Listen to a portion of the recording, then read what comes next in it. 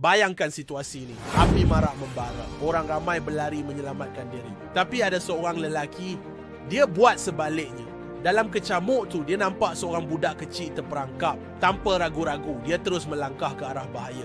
Asap tebal, haba yang menyengat, tapi tekadnya lebih kuat.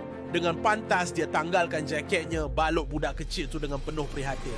Dalam keadaan sesak nafas, dia angkat budak tu, terus berlari keluar dari kepulan asap. Video tindakan berani dia jadi viral, tapi dia pilih untuk kekal tanpa nama. Bila ditanya kenapa sanggup pertaruhkan nyawa, jawapan dia sangat bermakna. Kalau semua tunggu orang lain buat, siapa yang akan tolong kita? Kisah ini bukan sekadar tentang keberanian, ia tentang mengambil tanggungjawab bila orang lain tak mampu, tentang bertindak bila orang lain teragak-agak. Jom sama-sama kita sebar semangat keberanian dan kepedulian ini. Tekan butang subscribe dan kongsi video ni dengan orang tersayang.